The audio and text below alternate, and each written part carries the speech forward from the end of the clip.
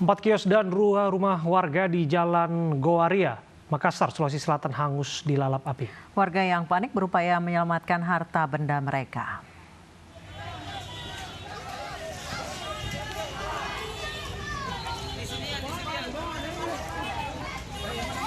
Kobaran api dengan cepat membakar 4 kios dan 2 rumah warga di Jalan Gowaria, Makassar, Sulawesi Selatan.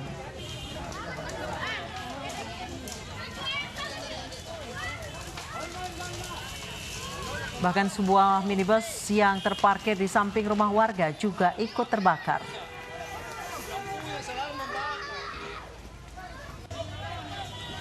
Warga yang panik berupaya menyelamatkan harta benda milik mereka.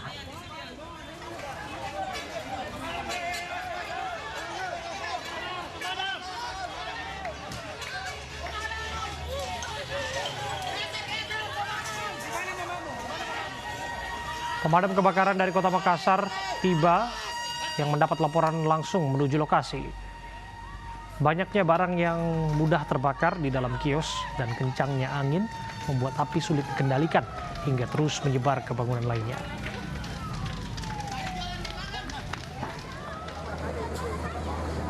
Empat kios yang terbakar merupakan bengkel, salon, dan toko kelontong. Diduga kebakaran ini akibat arus pendek listrik di salah satu rumah panggung yang berada di belakang kios milik warga. Api bisa dipadamkan 1 jam kemudian setelah petugas berjibaku memadamkan kobaran api dengan menurunkan 20 unit mobil pemadam kebakaran.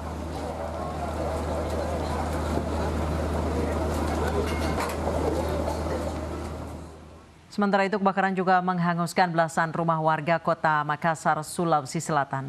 Diduga kebakaran terjadi akibat arus pendek listrik.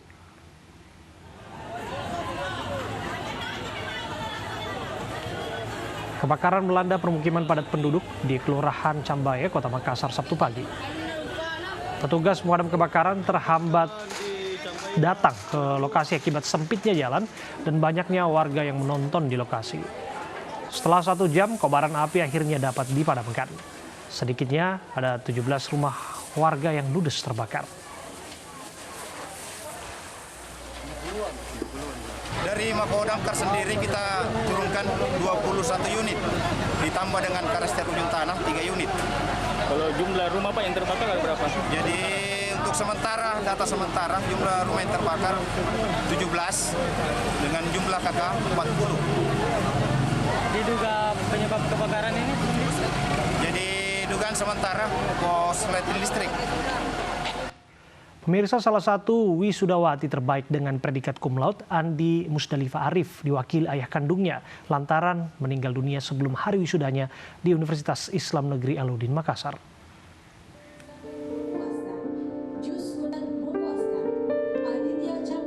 Arif Bukhori tak pernah membayangkan hari wisuda putrinya yang seharusnya menjadi hari bahagia berubah menjadi duka. Putri tercintanya, Musdalifah Afif, meninggal dunia sebelum hari wisuda yang sudah dinantikannya. Almarhumah Andi Musdalifah Arif SIP diwakili oleh ayahnya tercinta. Diberkati dalam predikat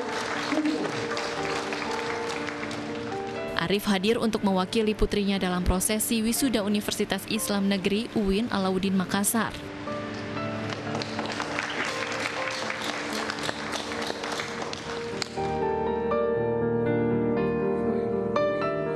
Meski sudah tutup usia, Musdalifah masih memberikan hadiah bagi kedua orang tuanya lewat torehan prestasi IPK kelulusan 3,9 dan predikat cum laude. Orang tua yang ditinggalkan sangat kehilangan sosok Musdalifah yang aktif dalam berorganisasi dan peduli dengan keluarga.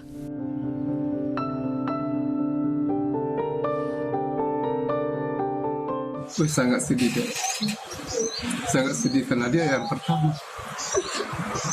Waktu saya hadiri di tempat wisudanya, parah di waktu meninggal, tapi lebih parah lagi di waktu di wisudanya dia.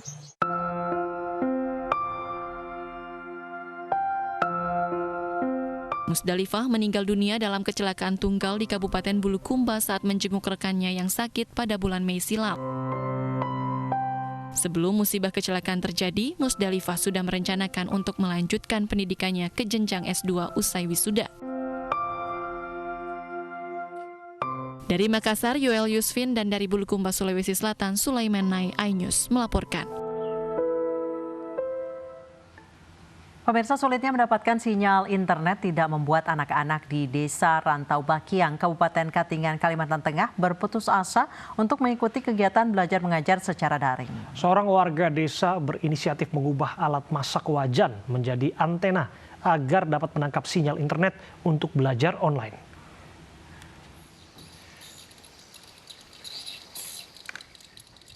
Beginilah perjuangan Ahmad Pais, warga desa Rantau Bakiang, Kabupaten Katingan, Kalimantan Tengah, untuk mendapatkan sinyal internet.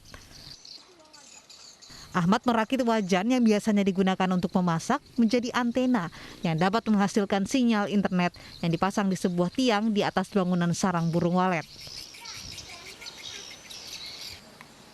Usaha Ahmad ini pun berhasil. Para pelajar dan mahasiswa yang selama ini kesulitan belajar dengan sistem daring di masa pandemi corona, kini dapat menggunakan internet secara gratis.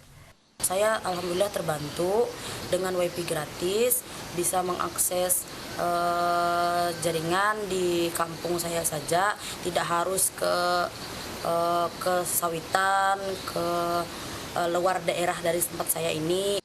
Alat yang digunakan untuk menangkap sinyal internet ini sangatlah sederhana. Ahmad hanya memerlukan wajan dan perangkat lainnya. Yang untuk peralatan, untuk inovasi yang awal kita menggunakan peralatan seadanya, menggunakan sebuah wajan yang kita modif membuat seperti antena, kemudian kita membeli perangkat seperti access point, yang perangkat-perangkat yang harus kita perlukan itu melalui online karena kita juga di kampung. Sebelumnya para siswa ini harus berjalan jauh keluar desa untuk mendapatkan sinyal internet untuk mengikuti kegiatan belajar mengajar secara daring. Dari Palangkaraya, Kalimantan Tengah, Ades Atta, iNews melaporkan. Akibat cinta terlarang, seorang mahasiswa di Mataram, Nusa Tenggara Barat membunuh kekasihnya sendiri. Pelaku menjadi gelap mata setelah mengetahui kekasihnya tengah hamil.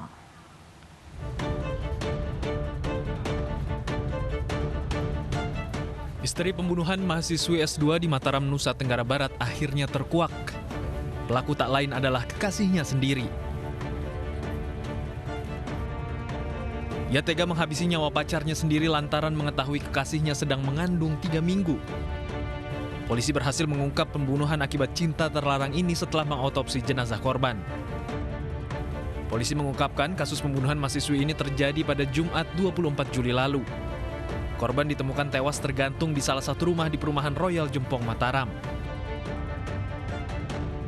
17 korban dengan tersangka ini sempat berbicara. Kemudian terjadi perselisihan dan percekcokan. Pelaku sempat akan pulang, namun